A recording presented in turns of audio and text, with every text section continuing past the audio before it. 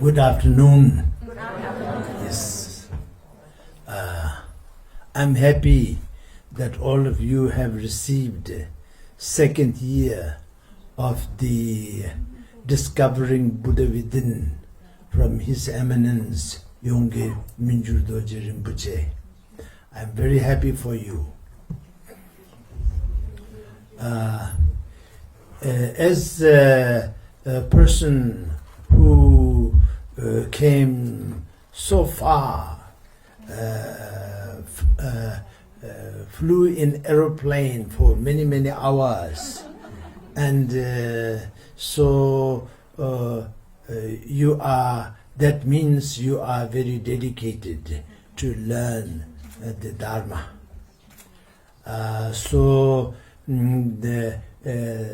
Because of that, it is the duty of all of us who are supposed to teach Dharma. It is our duty to teach you. And His Eminence did very well. He always does well. And I'm very happy for all of you.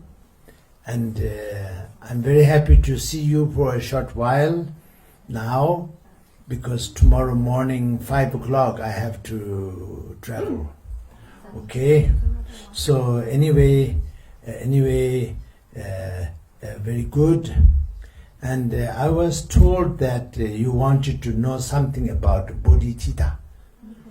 And actually, Bodhicitta, how many of you speak Chinese? Okay. Many people think Bodhicitta means kukutiti.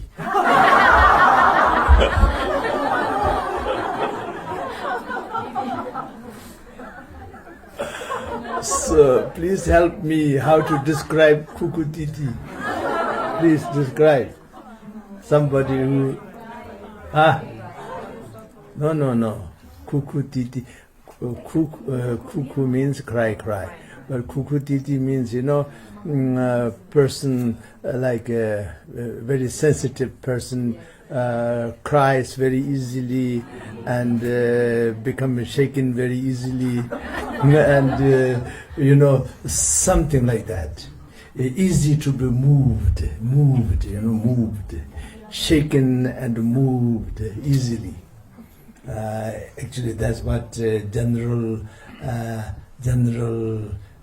perception of if you are a bodhisattva, you should cry a lot, and you should be very super sensitive, and you can't bear and stand to see something goes wrong, So that is a general perception, and I can't disagree with that.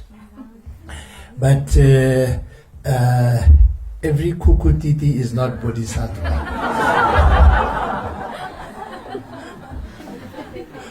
So many kukutitis are actually a sign of weakness. So many, not all of them, but so many, because it's for example, if you are walking on the bank of a river, and your friend just falls into the river, and you can't afford to be kukutiti. You have to do everything to save your friend from drowning. If you kukutiti, your friend will be dead. Yes. So that kind of kukutiti is not necessarily bodhicitta. Okay? But of course, bodhisattvas, a person who practices bodhicitta is bodhisattva. And bodhisattva should be kind, sensitive, compassionate, and loving and caring, of course. But should not be so sensitive that one becomes dysfunctional, No. Yes. When you become dysfunctional at the most crucial moment, then you will fail your duty. Yes. So that way, Bodhisattva, the Tibetan translation is very accurate. Of course accurate, but easy to explain. Bodhi is Bodhi. Buddhahood, enlightenment, Bodhi. Changchup, Changchup. Tibetan we say Changchup, Bodhi, Changchup. Then Sempa, Changchup Sempa.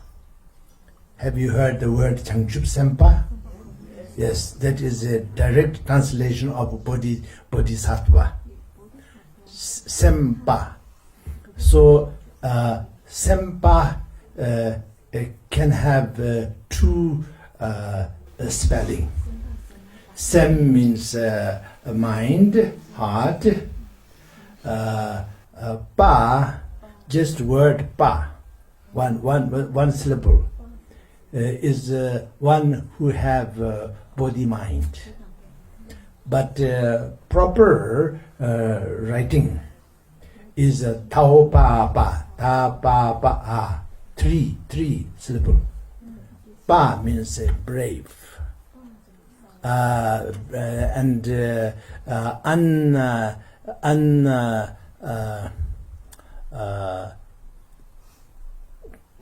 unwavering and unshakable. So Bodhisattva, by definition, is saying, I wish to reach Buddhahood for all mother sentient beings, to bring them to Buddhahood. So, how much of a responsibility you have taken? You are not saying, I wanted to give all sentient beings $1 million each. It doesn't mean that. It doesn't mean I wanted to sponsor all sentient beings in the whole universe for all their livelihood, medical bill, insurance, food, boarding, lodging, education, everything. It doesn't mean that. If I say I wanted to be the patron of every human being on earth, 8 billion, you will definitely think I have good heart, but totally out of my mind. Yes, and also you will definitely think I don't know what I'm talking about. Because even I say I'm going to give all human beings on earth 1 spoon of sugar. Just 1 spoon of sugar, not very good for them, but 1 spoon of sugar, make them taste sweet. That is also crazy. How are you going to do that? How much will it cost? 1 spoon of sugar cost how much? 10 paisa? More than that. 25 paisa? So like that, So if that way, if I say I want to give all human beings on earth 1 rupee, it will be 8 billion rupee. So how do I do that? And how much benefit will it bring to them then actually? And some human beings have to travel 24 hours by 747 aeroplane to collect 1 rupee from me. How much it will cost for them to collect 1 rupee from me? It is so impractical, so unrealistic, and so worthless. Worthless. Yeah, if you buy a cheapest cup of tea, you will get maybe a quarter of a cup. For that you travel 24 hours back and forth. And I'm giving them trouble, not giving them benefit. So now, by having said that, then now you know what bodhicitta means. I wish to attain Buddhahood. Buddhahood, become Buddha. Become Buddha doesn't mean, pretend to be Buddha. Yeah? Train to act like a Buddha. It doesn't mean. It doesn't mean lose your mind. It doesn't mean that. You become just like Buddha Shakyamuni. How long did it take for Buddha Shakyamuni to reach Buddhahood? 2,568 years ago. How long did it take for him? 3 trillion eon. From his first bodhicitta until the Buddhahood took 3 trillion eon.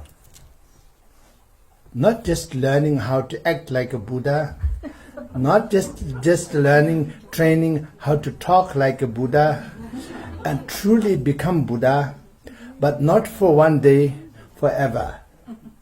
Not for any other reason, not to break a world record, but to become the true Buddha, to bring every single sentient being, not only human being, sentient being from the highest to the lowest, not only from earth, but entire universe. Not only one universe, the entire space. Not one galaxy, entire space. All the realms. So that is Buddhahood. So in order to truly take that step, you have to have a heart that is size of entire space, isn't it? Definitely not kukutiti.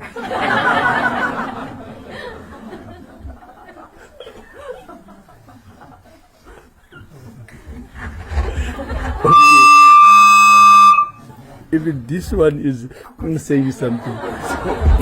Okay. So now this way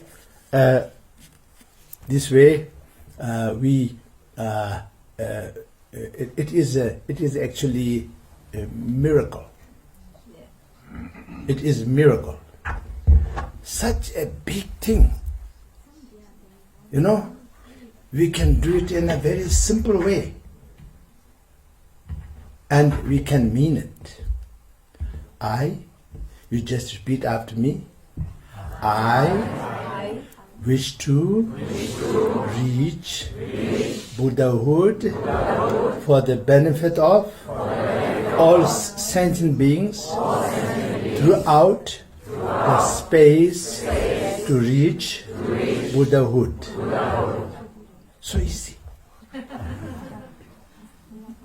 But then, when you know it, two things happens. When you know the magnitude, then at the first stage, you get inspired. You just came out of second year of discovering Buddha within. It is very nice, very nice. But then, when that euphoric stage cools down, then the reality, you see, gee, what did I say? What did I do? Man, what did I get into? What did I get into? What I managed to get myself into? It is a huge. Nothing can be bigger than that. Nothing can be bigger than that. Yes.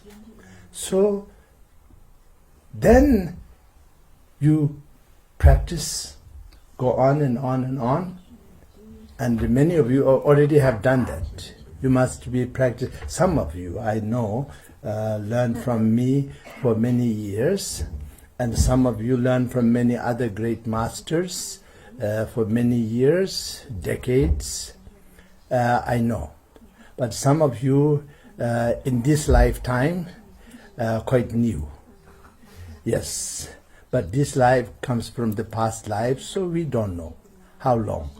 Many, maybe 100 lifetimes, maybe 1,000 lifetimes, maybe 1,000,000 lifetimes. I can guarantee in my mind, I don't know future. I'm not soothsayer, I'm not a druid. Druid. I'm not a fortune teller. I'm not how do you say, one who can see the future.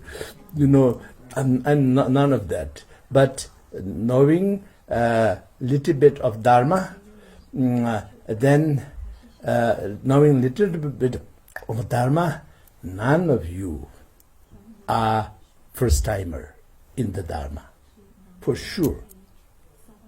Because you are not.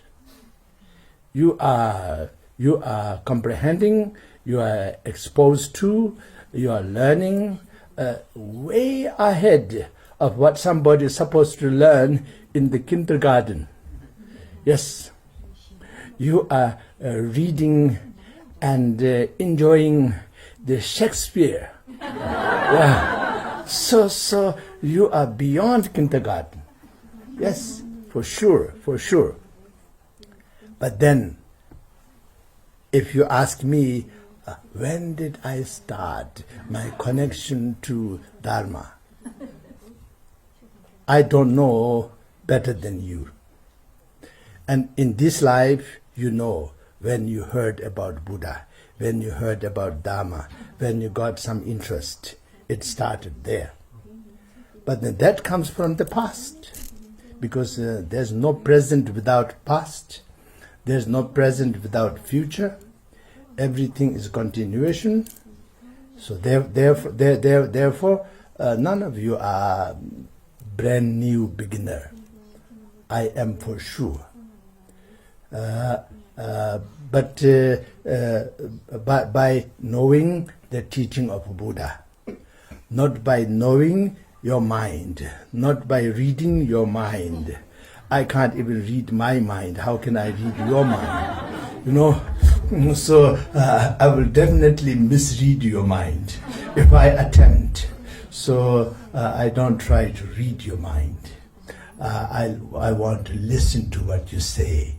I want to look at your face and interpret your expression. Because I'm being an old man, I have seen so many faces, and I don't know, why people make certain kind of faces, and why they do that. What is behind that little grin, little this, little that? I know little, so I know. So that way I know, but I don't know anything beyond that. So now, having said that, then when you practice further and further, then you really truly understand and glad that you have the Bodhicitta. You have taken the Bodhisattva vow. This is a Bodhisattva vow. I did not give you Bodhisattva vow. I just made you repeat what Bodhisattva is supposed to think in few sentences, few words. So this way, then after some time, then this is the only thing that makes sense. What is purpose of life? Tell me, what is purpose of life? What are we doing here? You know, who are we? And am I this body? Am I this speech? Am I this mind? What am I? So when you learn about these things, then we all know we are here, and we are here, everyone, 8 billion human beings. And how many devas are there up there? I don't know. Must be countless times more than the humans. Got to be, because they are great. And how many animals are there? We know. You know, many times more than human beings, of course.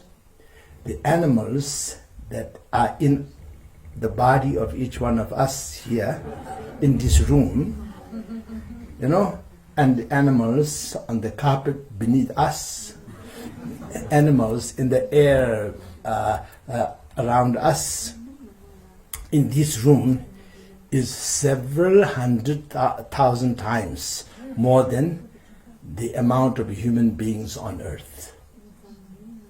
That you know better than me, because that is your scientist. You know, science says that. You know, everything is just like particles of life, and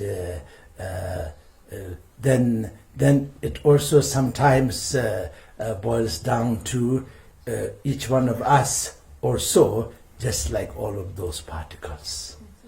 Yes. So this is good. At the same time, this is a little bit confusing.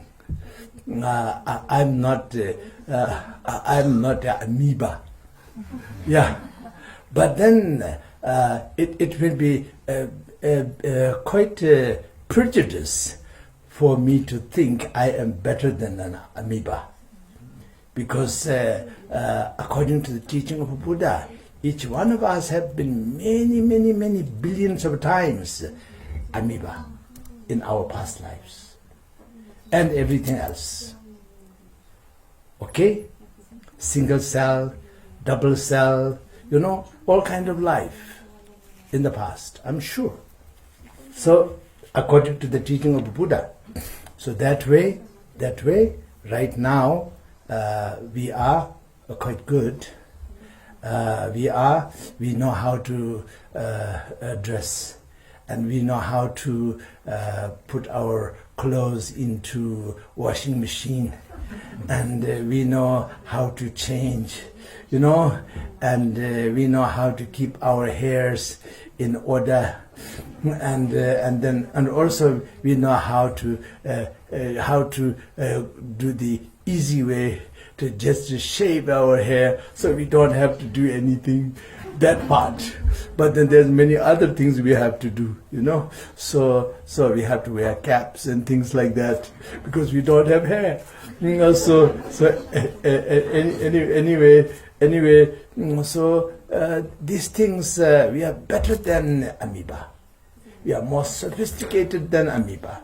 Yes, right now we are human beings of the planet Earth, but we cannot say anything beyond that, because this word, the ET, will be irrelevant. Yeah, we are not ET. You know, for planet Earth of this solar system, of this galaxy, we are not ET. But everybody else, for everybody else, we are ET. Yeah, E.T., yes. And remember, E.T. go home, and then the tip of the finger, long finger, crooked finger light up. Yeah. So remember, yeah. So we will be one of them. If we are in faraway galaxy, we will have so much of a homesick, and even our finger pointing at the planet Earth direction, our finger will light up. So much power there of desperation. Yes. So when you're so desperate, you can do things, And when I was, it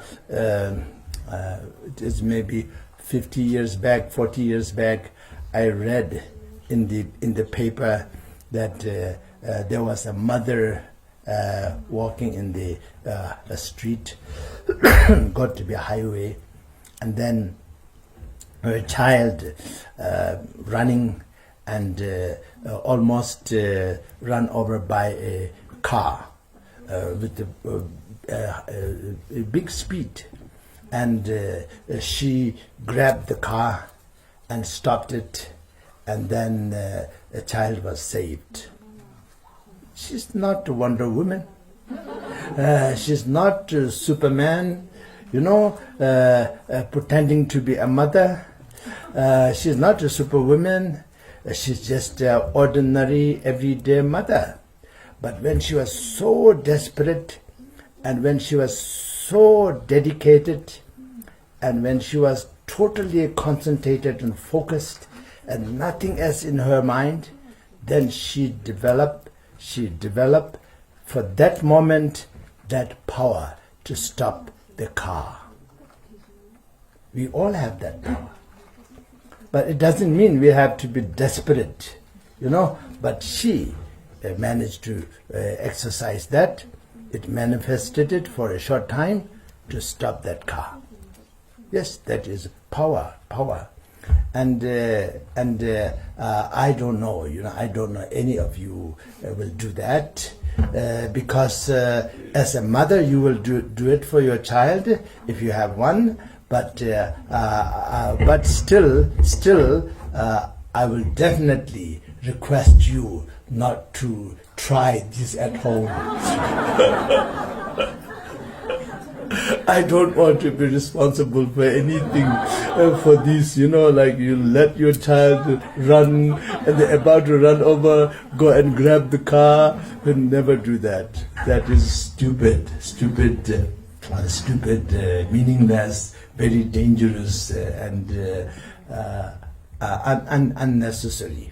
You just hold on to your kid, and so like this. So this way, supernatural is within each one of us. But then another problem with Dharma practitioners. So many Dharma practitioners. No, I'm not talking about Westerners. I'm not talking about Asians.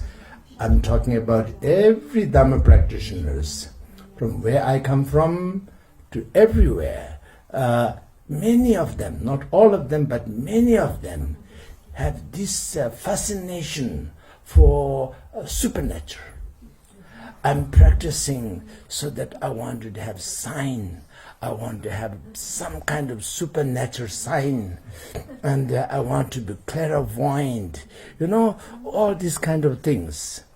And I personally am not one of them, because I am not interested to cook my tea with my finger. Or my concentration. I just put it in a pot and put it on the stove, very simple. I don't have to work, I don't have to go for meditation for 30 years to boil my tea in my palm of my hand. I don't have to do that, yes. But definitely that's doable. But then dedicating all your time in your lifetime just to achieve that, in my mind, is idiotic. Because there's billions of ways to do that. buy from a tea shop, and just put it on the stove or put it in a microwave, anything, so many things you can do. So this way, supernatural is there in each one of us. It is there. But that is not our purpose of practicing Dharma. And the supernatural power, if you are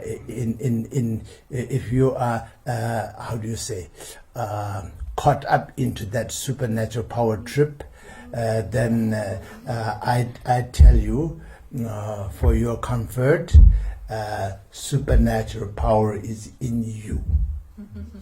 You don't have to do anything. And also I must tell you one thing, maybe I'm right, maybe I'm wrong, but I think I'm right. Everybody wants to think they're right? So I also think I'm right. I don't think I like to have supernatural power. Because that kind of supernatural power, I look at you, you vanish. I look at you, and I look down here, big boulder of diamond up here. I don't think I like it because it is so fascinating. At the same time, it is so detrimental. It is really detrimental. I don't want that. If somebody is going to give me that kind of supernatural power, when it really happened, I don't know what I would say. But right now, how I think is, I say, please don't do that to me. Okay? Be nice to me. Don't do that to me. Yes. Don't. Yes. So that way, supernatural is there in each one of us. But we don't have to do anything about it. And then if we practice Dharma sincerely and wholeheartedly, I don't know how much of you are really involved in Dharma practice for the enlightenment. I don't know. Some of you might be.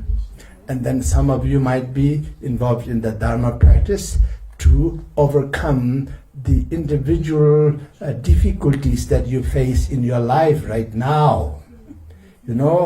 Each one of us have some problems, and so we wanted to overcome that. And for that, we practice Dharma. Some people just curious, curious. And because we all very much like the global thinking is reaching certain stage that everything become stagnant and everything become uniformed. And so we wanted to find out, is there something else, in life, in reality, other than we all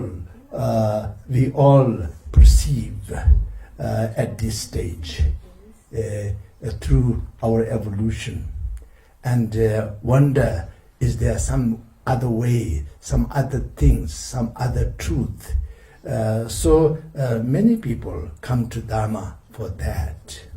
So regardless of all of that, then I go back to the basic. Nobody like to suffer, everybody like to be happy. So whether you are here to learn the ways to attain Buddhahood, or whether you are here to try to find out what's going on around here, or whether you are here to find an answer to the looming questions that you have in your life, or whether you are here very much like a stress management to get rid of the difficulties that each one of you have. It could be anything. But we all in absolute agreement, we all like to be happy. We all don't like to suffer. Yes. Is there anybody who like to suffer? Yeah. So, yes. So we don't like suffering. We like happiness, if we have any choice. So this way, and we don't wish anybody to suffer. We wish all sentient beings to be happy. So, although maybe after several years of listening to the Dharma in a remote foothills of Himalaya, maybe you're a little bit confused about what is happiness and what is suffering. Previously, you're quite clear what is happiness, what is suffering. Now maybe you're a little bit unsure, Let's have a second look. Anyway, we all like to be happy. None of us like to suffer. So Dharma practice is for us to overcome cause and conditions of suffering. Through that, we overcome suffering. We wanted to help everyone to overcome the cause and conditions of suffering so that they overcome the suffering. And we practice and cultivate the cause and conditions of happiness, and we wanted to help everybody, share to everybody the cause and conditions of happiness so that they practice that. So this way, that is very basic. And you don't have to be Buddhist for that. You don't have to be a Bodhisattva for that. You can be very kind, very sensitive, kukutiti. It's absolutely fine. Yes, absolutely fine. Wanted to be happy, don't want to suffer ourselves and others. So we identify everybody's cause and conditions of suffering. That is ignorance, that is greed, that is hatred, that is jealousy, that is ego pride. Okay? And everybody's cause and condition of happiness is kindness, contentment, harmony, love, compassion, wisdom. So that is cause and conditions of happiness. So that way we simplify everything, so that we don't simplify too much, then the purpose will be lost. So we simplify everything down to the basics, so that we know what we are doing. Okay? And now discovering Buddha within. So I end with one word. It is a little late. You must be tired tired of listening. No. You have been listening for days, and also I have to go very early, so I have to have proper sleep. Otherwise, tomorrow I would be like a zombie. Yes, yeah. So this way, I will now conclude. Okay. So I say, all of you, including me, every sentient being, they are perfect. You are perfect. I am perfect. Every sentient being from the highest to the lowest is perfect. Naturally. We don't have to do anything. Okay? We don't have to prove anything. Yeah. But then, it's very difficult for us to be natural. So our altered state, then we have lots of imperfection. Yes. So When something comes in your mind that this is my problem, this is my weakness, this is my misunderstanding, then I want you to immediately remember this. It is not ultimate. It is relative. It is not permanent. It is impermanent. So if you remember this, you can make friend with anything. Even a tiger. We don't have tiger, but leopards. Even a leopard jump onto you. You know what will be the next stage? You know, they will mold on you, but not for fun, for a dinner. Yes. So then what will happen to you? You know, you become dinner. Yes. Dinner don't scream, dinner don't move, dinner is flat. So that's what will happen to you. But even that happen, it will not happen to you, okay? It will not happen to you. But even that happen to you, you will be able to say, this is impermanent. This is relative. There's no ultimate leopard. There's no ultimate me. Therefore, this relative leopard, impermanent leopard, is eating this impermanent me relatively. Yes. And that leopard cannot eat my ultimate. That leopard is not a killer ultimately. Yes. Because that leopard is also future Buddha. I'm also future Buddha. Yes. So in essence, I and the leopard one. But long as we call this body my body, long as we call that leopard's body, then we are two different sentient beings. And I am in this context of leopard and me in the jungle of the foothills of the Himalaya, then I am the prey and leopard is the predator. So what do? I tell you. That's not from my experience, you know, but I tell you, my common sense tell you, if you encounter a leopard just there like 10 foot away, you just stand there. You just stand there and don't move. Don't scream. Stand.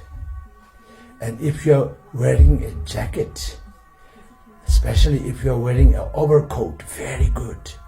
You pull the end of the overcoat above your head with your two hands, so make yourself very big and big as possible, but slowly, slowly.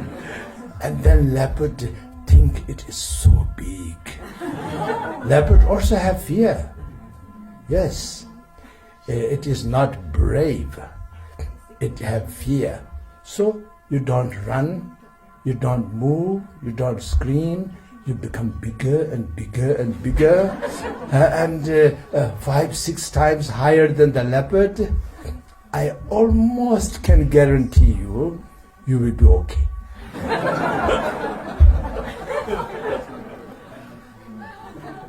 Okay, and then there's another one more remedy, that is, you don't go alone.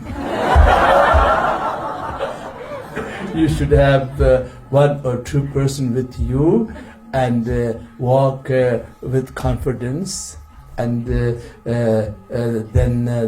you will be okay.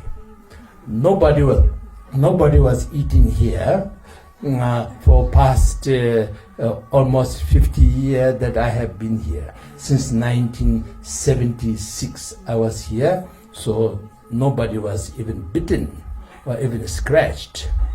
But I myself saw leopard in close encounter from car, of course, from car, about 3-4 times. Yes, yes, very good, beautiful leopard. Yes, yes, from car. Yes, and so that way, relative truth and absolute truth, we should never get mixed up. Okay, but we should always remember, relative truth is the relative truth of the ultimate truth, and ultimate truth is the ultimate truth of the relative truth. Okay? So, ultimately, you are the future Buddha. Everyone. But you listen carefully. I did not say you are the future Buddhist. Okay? I'm not a Buddhist missionary. Okay? So you're not future Buddhist. Maybe you are, maybe not, I don't know. But that's not my issue. My issue is, you are the future Buddha. Yes. Everybody and everything is future Buddha. And even this environment, which we manage to mess up so badly, is also the pure land of the future Buddha. Yes, it is. It is. So, all the best. Buddha bless you, Buddha bless you, Buddha bless you. Yes. If there's anybody here who's not Buddhist, then whatever you believe in, that bless you. Okay? And then even one of you or two of you or maybe half of you, one of the half of you is a non-believer, but then you believe in truth. So the truth bless you. Okay. All right. Okay. Yes. Yeah. Have a nice day in the holy land of India. Okay. This country is the land of the Buddha. Prince Siddhartha became Buddha Shakyamuni here. Yes, not very long ago, only 2,568 years ago. Yes, so welcome to Holy Land of Buddha, and get the full benefit of it. All the best, okay? Yeah.